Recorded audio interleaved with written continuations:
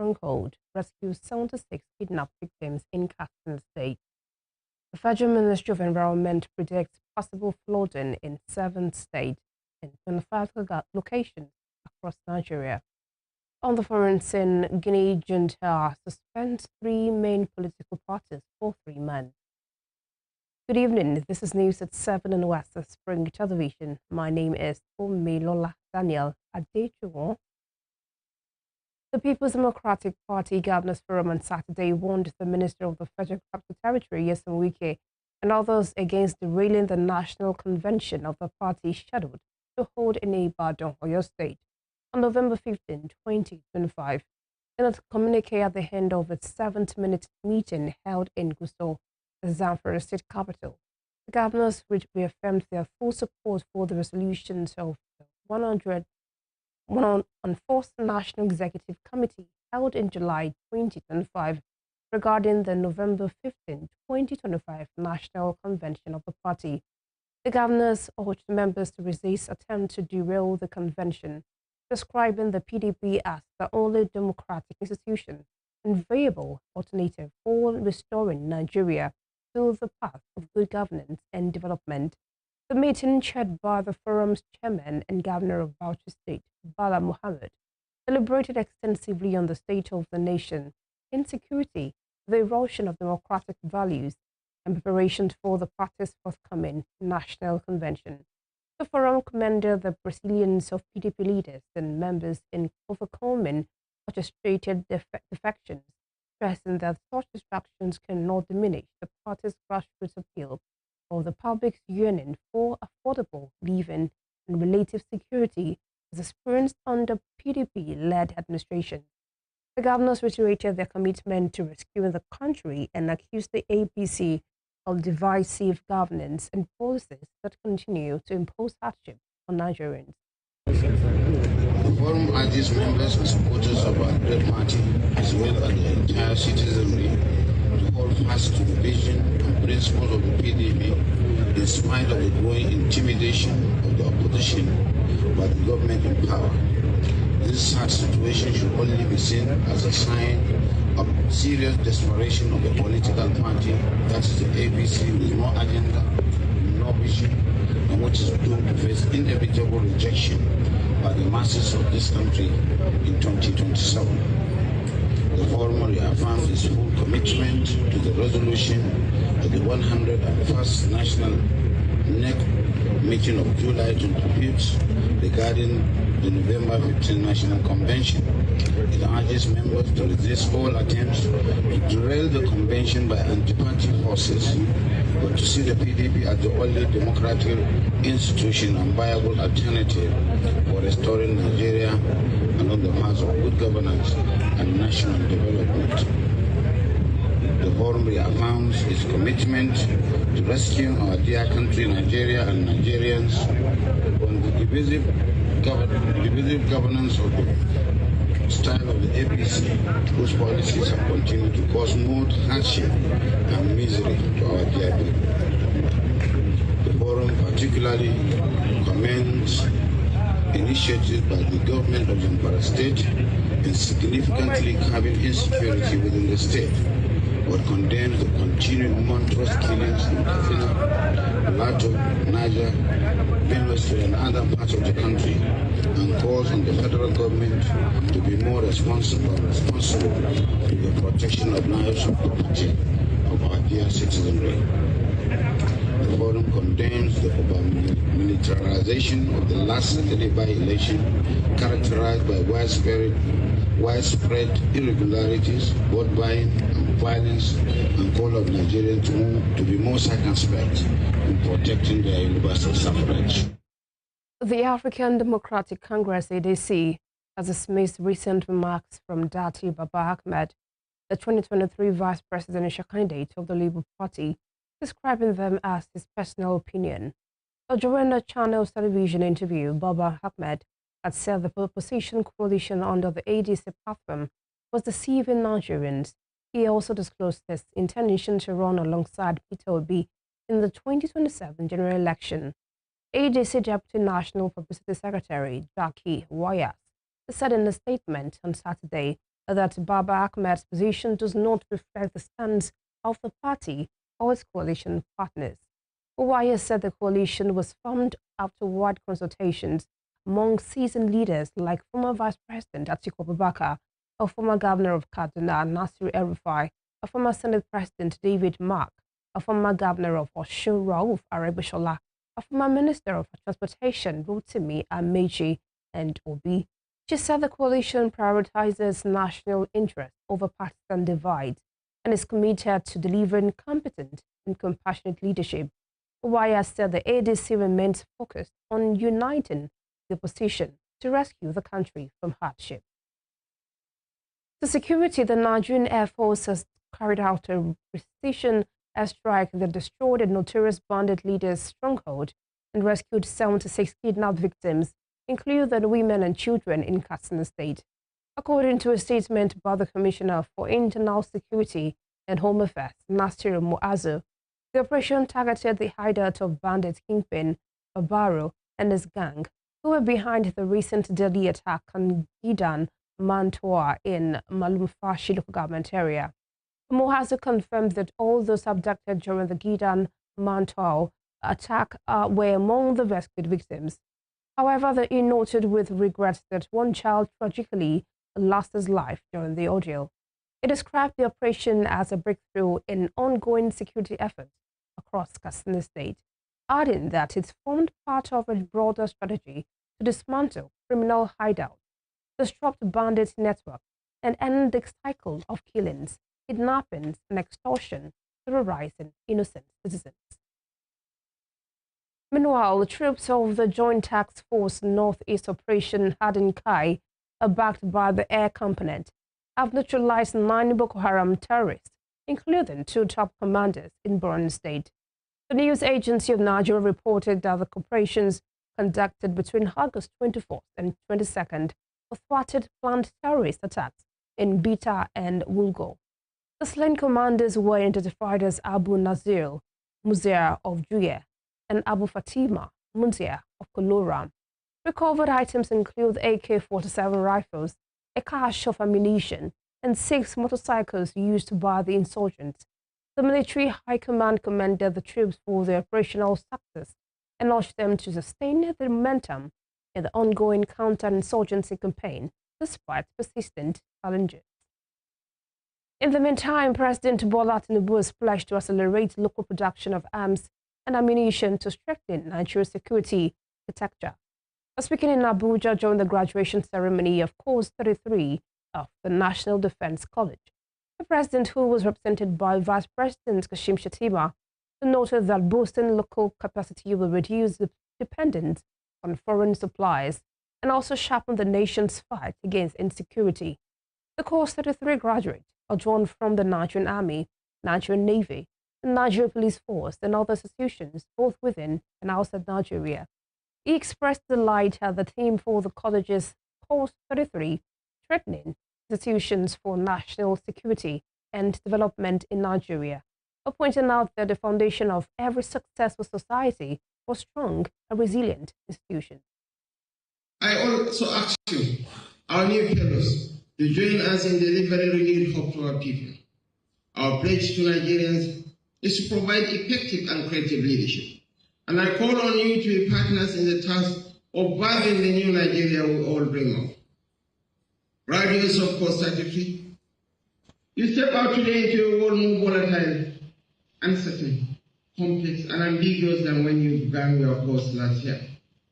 Global economic headwinds, the war in Ukraine, the disruptive cost of emerging technologies, the threats in cyberspace, and the unsettling resurgence of unconstitutional changes of government in our region form the backdrop of your service. But you have been prepared for this moment. You have been trained to think and act strategically. You have been equipped to lead with vision and courage. I am confident that you will make your mark in your institution, in your ministries and departments, and in your countries. I am also assured that the training you have received here compares with the finest anywhere in the world. You are now custodians of strategic insights and leadership skills that must be deployed across the security, economic and administrative sectors. The responsibility before you is to think beyond convention, to bring innovation and foresight into your duties, and to strengthen the culture of professionalism and adaptability in your service.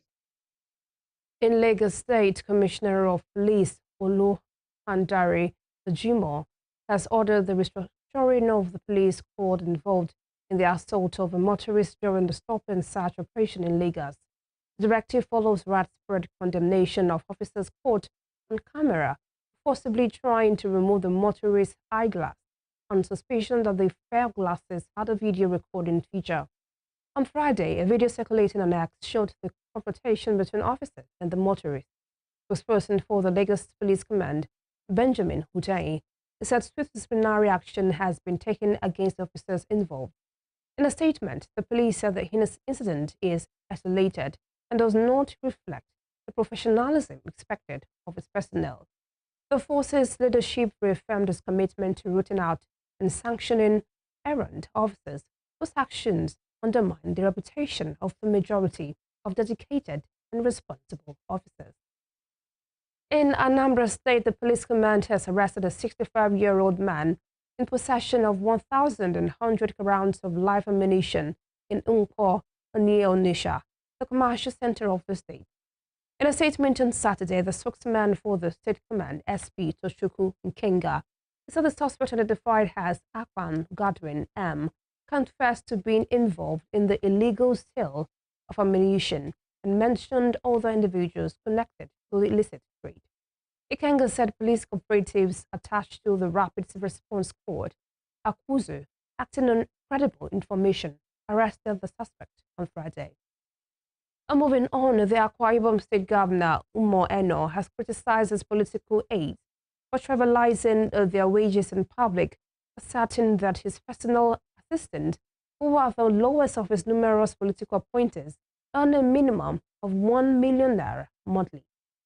Eno said this during the town square meeting with the people of Ikono and Ini Federal Constituency at Ibiako Ntok Okpo, where he elevated his PA on protocol, Blessed SN, the special assistant, a public works, for making a difference when he donated a water borehole for his community. The governor tasked the people to ask questions from political appointees. Here in Osun State, the 2025 edition of the centuries-old Osun Festival has come and gone, but its economic footprint remains deeply embedded across the ancient city of Osogbo and beyond. Far beyond the spiritual significance, this year's festival once again proved to be a major driver of commerce, tourism, and community enterprise, delivering both direct profits and ripple effects across Osun State. Isaac Aloba has the rest of the story. Temitokpe Olanipekun served hot noodles to more than 1,000 customers during the 2025 Osun Osogbo Festival that held between July 28 and August 8. According to her, the surge during the festival period meant she had to employ 2 extra assistants to meet demand. I have enough carton at home, like 10 crates of eggs, more than that, and enough pepper, carrots, and green beans also for the festival. Now I'm fully prepared. From increased guest arrivals to booming street trade and surging hotel bookings, the Osun Osogbo Festival period has long been identified as a period with increased economic activity, leading to economic gains for businesses and the government. According to a research published in March 2025 by Janet Ashifat, Ismaila Somotu, and Benga Awe from the University of Ilesha, Osun State, 85% of local vendors reported increased sales during the 2024 Osun Osogbo Festival. This year's edition followed a similar trend, especially for traders positioned at popular event hubs. The festival also drew the attention of major brands who used the opportunity to further cement their dominance. Adedamola Oladiran, representing international breweries, says the firm's event at the Osun Mall saw over 7,000 guests in 2 days, generating substantial business for food and beverage vendors. At Freedom Park, Sadiq Abudemi, a representative of Guinness, estimated that no fewer than 1,000 guests attended their event. Okay, to start with, I would say international breweries arranges for 2 days event. The first day is always a show, while the second day is a carnival. So usually we make provision for 2,000 for the show. That's the first day. We are expecting 2,000 number of people, and the next day is always around 5,000. So give or take, it's always plus or minus. Oftentimes, there are times we have more people than expected. We've always made provision for extra people. But right now, for today, we expect 2,000 people with adequate provision made already for them. We have a place provided for more than 1,000 people coming, and we still have more than this. The chairs you're seeing now is not the chairs, it's not the whole chairs that we provided. So the more they are coming in, the more we are providing more space and more chairs. However, in the hospitality sector, the mood was slightly more cautious. Sadiq Okpeyemi, a hotel manager in Oshogbo, confirmed that rooms were near capacity during the festival, but noted a drop in patronage compared to the past 2 years. There will be a change this year too, because normally when they come, based on our accessibility to road and the environment, we always expect the influx, and we have not lost that hope, though it's not yet as that of the last year in time of turnout. At least normally we expect full house as we used to have it before, but as it is now, we are still at maybe 50% occupancy. With increased awareness around the Osun-Osogbo festival, security agencies deployed personnel to ensure the safety of thousands of attendees. According to earlier state government projections, the Osun-Osogbo festival has the potential to generate over $1 million in annual revenue. With more than 100,000 visitors expected each year, the financial implications for retail, transport, hospitality, and local crafts are massive. Both an Osun-based economic analyst, Dr. Yinka Andrews, says the state government's handling of the festival has limited its potential to become a revenue source for the state. Answer your question straight. I am utterly disappointed. We did not make as much as we would have made. When I got to Osogbo in 1992, 93, you need to see. You will see white-skinned people. Let's call it a spade. People from the diaspora will come. But we don't have that this year. Fine, we have locals. But what we are saying is we should have promoted it more than what is happening. And let me tell you, it's a potential revenue generation if we do what we are supposed to do. I should say we will have realized what they expected. More than $100 billion will have been realized. But I doubt that. Because at least I passed through and I saw what was there. It's a shame. I'm disappointed. Though rooted in over 700 years of Yoruba tradition, the Osun-Osogbo Festival's modern-day impact extends well beyond sacred rituals. With almost 1 year to the next edition, one question remains. How can Osun State build on this year's gains, close persistent gaps, and transform the Osun-Osogbo Festival into an even greater model of cultural tourism as a tool for economic development? Isaac Aloba, Western Spring Television News. The Federal Ministry of Environment on Saturday predicted possible flooding in 7 states and 25 locations across Nigeria. The ministry, in its flood alert, warned that heavy rainfall expected on August 23rd and August 24th could lead to flooding in the listed areas. The alert was signed by the Director of the Erosion, Flood and Coastal Zone Management Department, Usman Bukani.